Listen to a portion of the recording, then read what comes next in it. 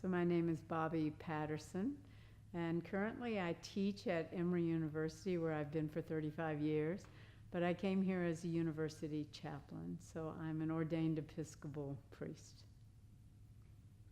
How do you relate to the concept, love thy neighbor? You know, love thy neighbor as a concept it's a thick, I'd say, lifelong journey. I actually have a deep hunger to figure out what love thy neighbor means.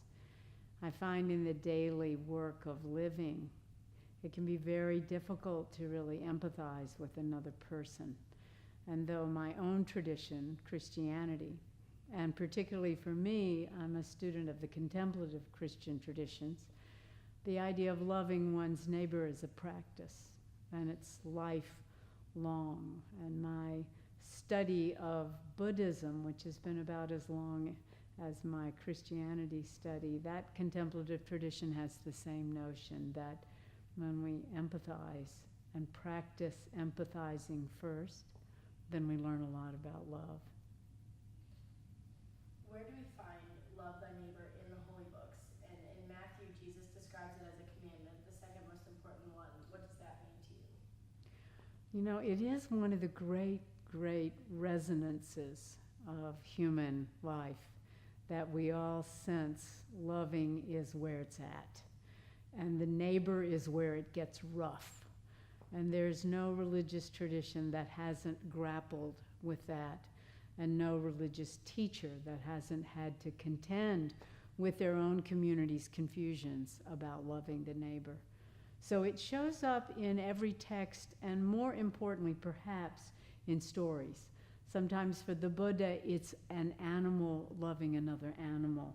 And often they're pitted against each other. They're animals that are supposed to eat each other or fight.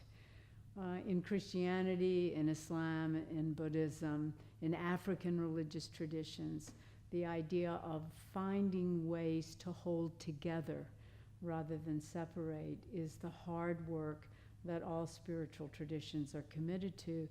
And even when we get confused, and all of us can turn ugly toward other groups or even our own communities, the idea of these traditions is that the practice of striving to empathize and love is the great goal, or as you say, the commandment of Jesus, the second most important commandment.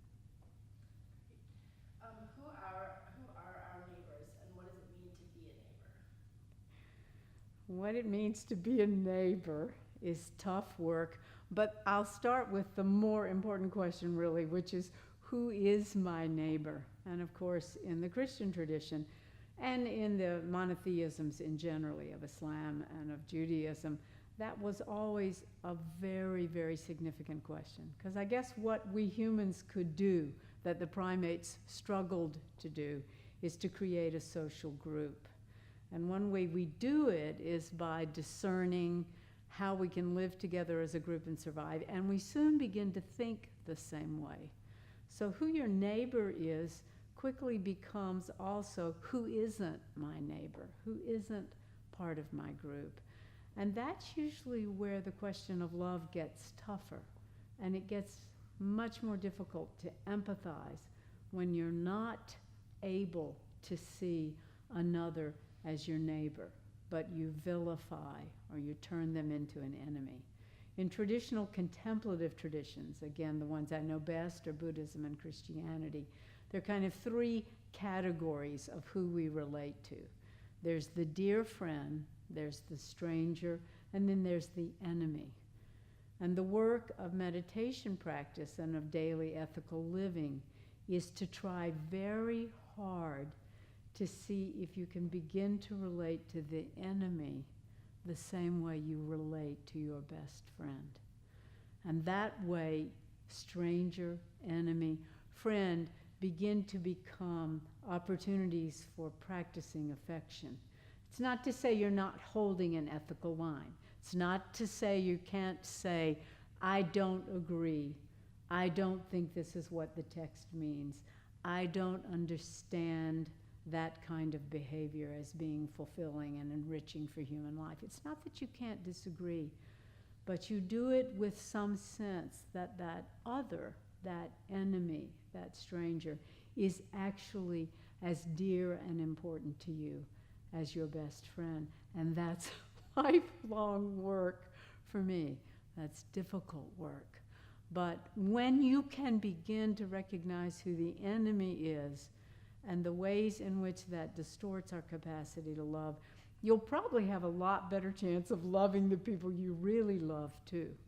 Because the ones I think I really love and really understand, lots of times it's because we figured out a way to live together so that we don't ruffle each other, so that we don't expect things of each other that we don't allow or that push us or pull us a little bit. We've gotten pretty comfortable with each other. So it's hard work to figure out who an enemy is and who a best friend is and who a stranger is, when you recognize that that's who I am to myself. I'm all three things, and everybody else is too. So that's the really hard work of love, and the most exciting work, you could say. Great. So you kind of answered this a little bit, but could you touch a little more on why it's so important to love our neighbor, especially in the times we live in now? You know, I think one of the things that's probably pretty important is it's always been important to love our neighbors. And I think that when times feel tougher, whatever the context, it just reminds us that that's actually the hard work we're doing all the time. And one reason I think that work takes center place is because it is very hard to understand other human beings. It's very hard to understand what drives us, to understand what we need.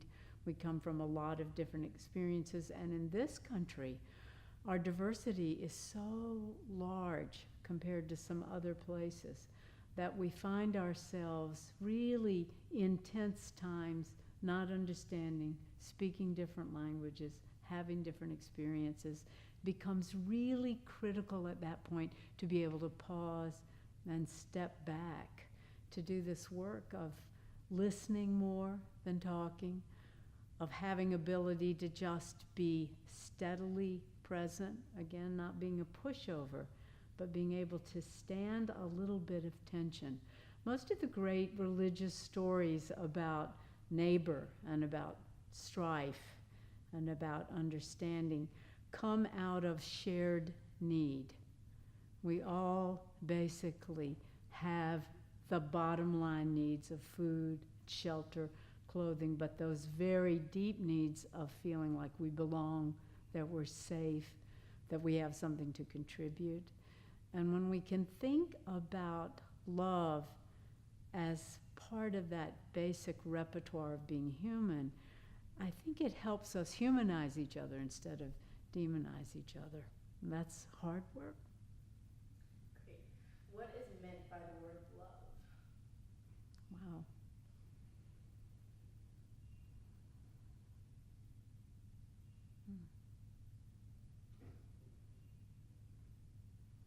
What is meant by the word love? It feels pretty inaccessible to me to express what love can really mean. I think for most of us, again, it's a very primal experience of feeling safe, of feeling like someone is there for us. And when it gets to be a crisis time, that's when I think of a phrase I once heard a great psychiatrist say: we hold the hands of those we love, whether they're dying, whether we're mad, whether there's trauma. We hold, we touch, and love is something about that connection. But I guess I think silence is pretty important for love, because love is so inexpressible. At its deepest level, it's maybe that silent touch, that silent look, that ability to wait. Love is a really hard word for me to define.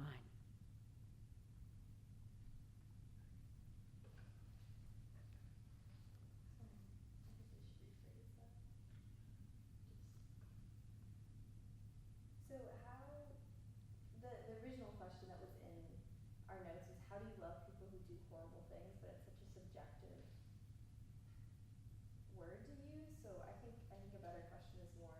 how do you love someone who may have different beliefs or do actions that you don't believe in? Yeah. Um, It is very, very hard to love someone with whom there's real tension, and where we just don't see the world the same. And often that comes so much from the way we were raised and the kinds of communities we belonged to and what we treasured in those communities. And so it kind of knocks us for a loop when we come in contact with someone who's living out of a different world. And I guess one way I start to think about how we love through genuine difference, which is really hard work and I don't have a magic answer, is I'm the child of an addict. And I had the most loving, wonderful family. So rich, so creative, except when we were in our addiction. And when the addict in our family was using, we all became addicted to control, to fear, and it was very rough times. And I think sometimes when I'm working with another person that's not in my family and it's really tense, I feel kind of grateful. I can draw on that deep memory of living with the most beloved of my life, a parent who had this very difficult space of being addicted. And luckily I got to see that change, but if I hadn't, I learned a lot about remembering that no one is without capacity to care. And it's about learning to safeguard myself, protect myself, but then trying to understand ways to experience empathy and affection for that other viewpoint. When I think about just people I know and talked with in my own experiences of holding a position very different from someone else, it takes a lot of time. It takes a lot of communication. But I don't get very far in that when I come with an attitude of judgment. And it was hard to judge a beloved family member who was addicted. I knew the rest of the story. And when I come in contact with someone who really holds different opinions from me, then I try not to judge. I try to emphasize being more curious. Where's that coming from? How have you experienced that? How do you think about that? And then I think I have to admit that sometimes it's too hard. And I just have to love myself enough to say, this conversation isn't taking us anywhere. I'm sure there's someone who can have it, but it's not me. And so I think the most loving thing I can do is, without judging, saying, I'm going to have to stop this conversation. It's not going to go any further. So it's really hard work to love in real difference and very, very critical. And you know, I think it's always been critical. And I think most of us have had some close relationship where the difference really, really was there, and it was hard. So we just build on that. I was gonna say, I guess if she has to be great in the context of religion specifically. Should we also stomach Candace for a sec? Sure. Well,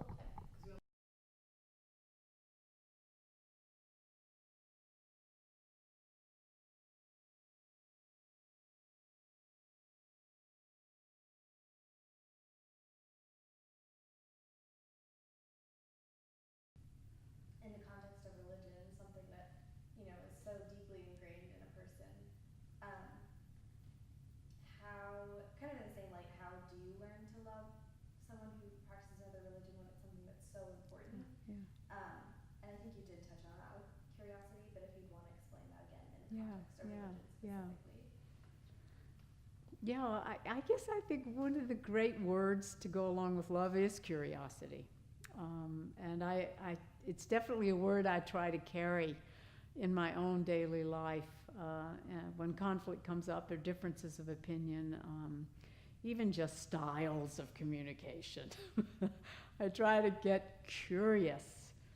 Where is that coming from? I think it's always deeply important to recognize that value systems are the way we hold our world together. It's how we make meaning. It's how we form relationships. And religion is one of the deep paradigms for that value system.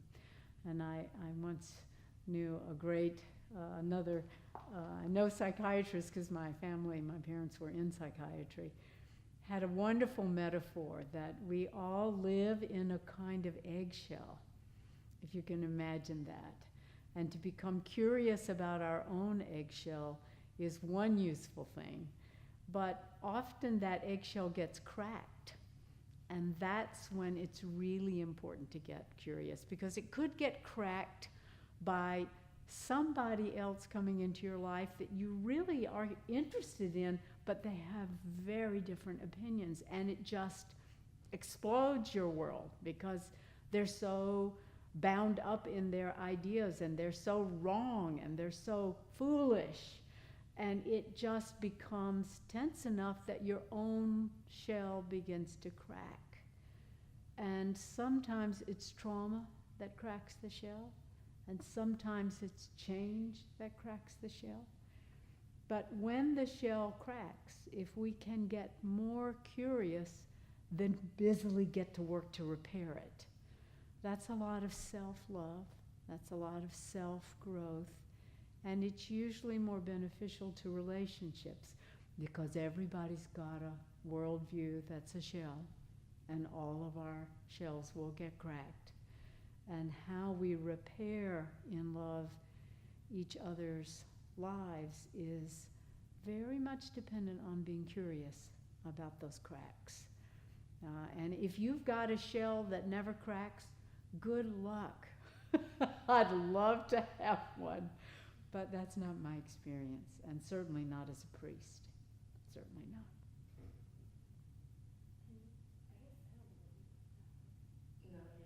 But I was wondering if you had like any final comments that you'd like to add about the project. Because we've asked all our questions and you've given fantastic. Yeah, you just like bam, bam, bam, perfect, so well spoken. So if you'd like to add anything, feel free. Words of wisdom.